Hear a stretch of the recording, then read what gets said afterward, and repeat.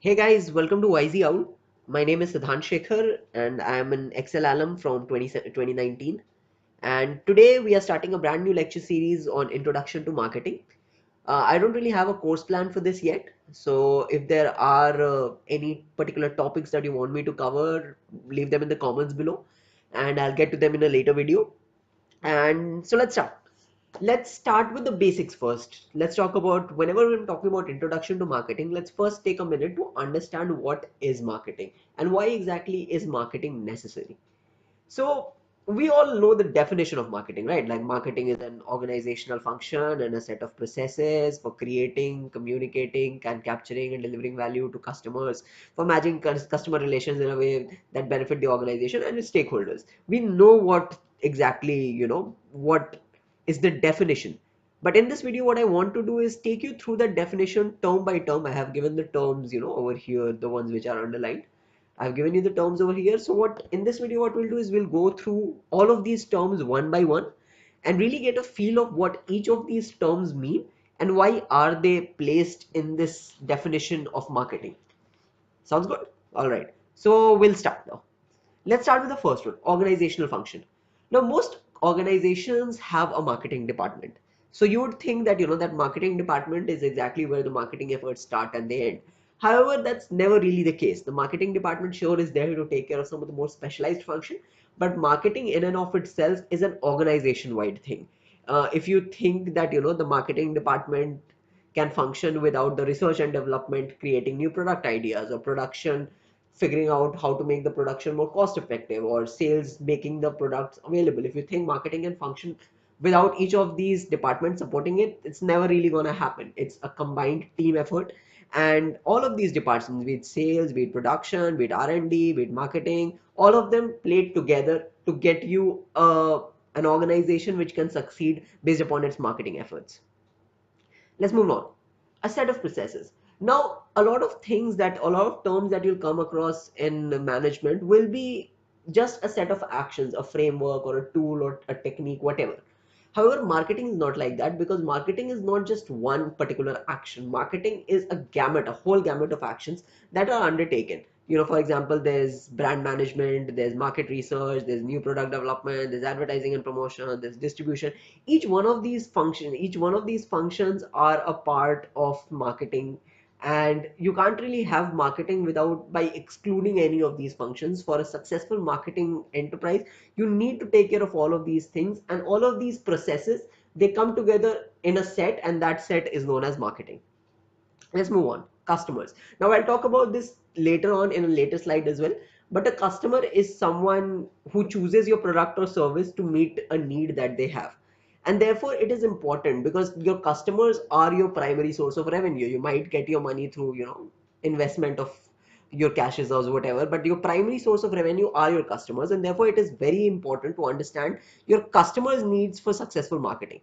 A lot of companies, they make this mistake of trying to address the concerns of someone that they shouldn't really care about. For example, if I am a car manufacturer, I shouldn't really care about what a bike rider wants in a bike because that is not who my customer is. My customer is someone who drives a car or is looking to drive a car, and I should be addressing their concerns instead of, waving my head around looking after target markets that have no need thinking about. Now let's get to what is possibly the most important part in this definition, value. Now value as a word, as a term, you will be hearing n number of times during your study of management, which is because value in and of itself is a brilliant term which encapsulates a whole lot of ideas. Now what exactly is value? So value is given by this simple equation that you have in front of you. Value is benefits minus costs.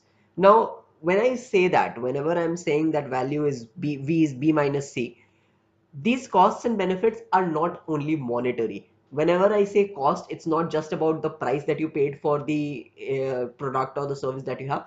There are also a lot of other aspects of it. There's the functional aspect, there's the psychological aspect, there's the emotional aspect. For example, a lot of people attach for example, pens, the premium exclusive pens that you have that cost, over 1 lakh. In a lot of cases there's an emotional attachment to these pens, which, and therefore, the cost associated with them is not just monetary. It could also be psychological. It could also be emotional. For example, let's consider a car. It gives you a lot of benefits. It makes your transportation easy. You save time, you save energy. For a lot of people, it is also, a status symbol if you like drive a very posh car made in Germany or whatever. But however, every car also comes with its costs. You have to actually pay for the car. Then there's the petrol, there's the maintenance. But apart from that, there is also the psychological cost of it. Every time you go out, you have to look for parking. Or you can't really drive your car in Mumbai on a Monday evening because of the traffic, so you will spend a lot of time sitting in the traffic. These are also costs that you have to figure out into your equation. And therefore, whenever a customer is making a choice about whether to buy a product or a service or not, he or she implicitly takes this call, even if they do not realize it maybe. But on the inside, we think about this, that what are the benefits and what are my costs. And I as a customer, or you as a customer, will only make this purchase when the benefits outweigh the costs. If that is not happening for you, I'll go and look for another product which actually does serve my needs.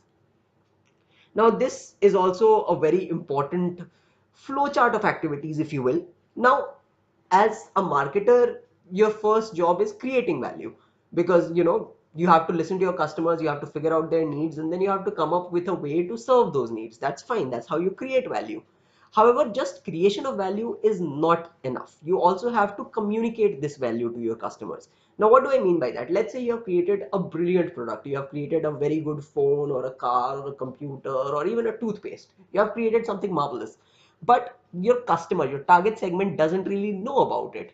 So in that case, the customer cannot come to you to buy that product if the customer doesn't know about it. Therefore, it is your job as marketing people to go ahead and inform the customer that, look, here's a product or here's a service that I have created, and this is something you should really look at because it really does benefit you. Once you have done that, once you have communicated that value to the customer, the next is the delivery of that value. Now, what do I mean by this? Let's say you have created a brilliant product, you have communicated to the customer very well as well.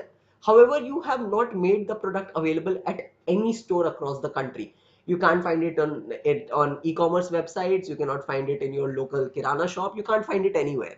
Now, in that case, it is not the customer's job to come down to your warehouse and look for that product. They'll just look for another product which is good enough for them, which is more easily available, and they'll just buy it, because the cost for them to come down to you to buy your product is much higher than if they just go anywhere and buy the product from a close by shop. So therefore, it is also your job to deliver that value to the customer, be it through distribution channels or be it through whatever means necessary. But it is your job to make sure that the customer has access to that value that you have created. And finally, the last thing is the capturing of the value. Now, you as a company have created a product, you have made it available to the people, all of that is done. However, no company will make a product for 10 rupees and then sell it for just 10 rupees. Promotions and everything, we'll talk about it later. But no company essentially does that. No company operates just to break even or operates even at a loss. Every company tries to make a profit whenever it's trying to launch a new product. So this is where the capturing of that value comes in. Your customers are your primary source of revenue.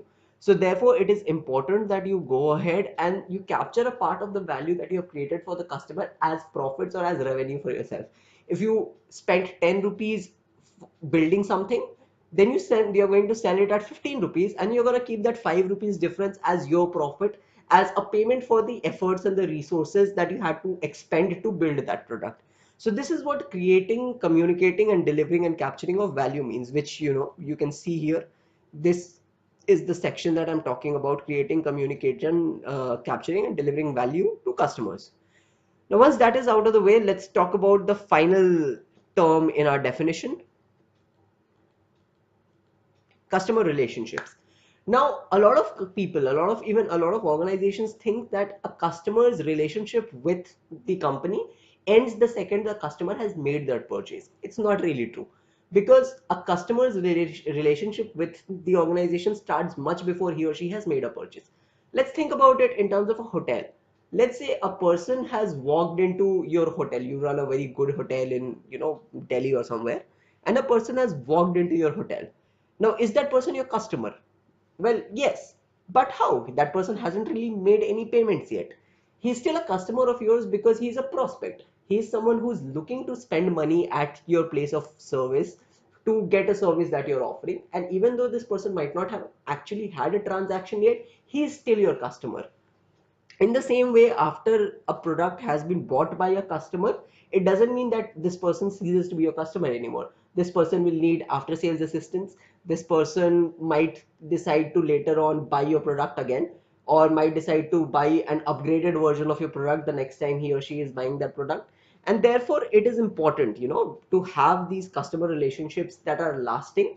And because these customers not only give you a lifetime value as customers, a person who has bought, for example, let's say you are very loyal to a particular brand of phones, then the next time you buy a phone, you'll obviously think about the brand that you are very loyal to, no matter what features it is, or no matter if there's a better phone out there, because you're loyal to that brand.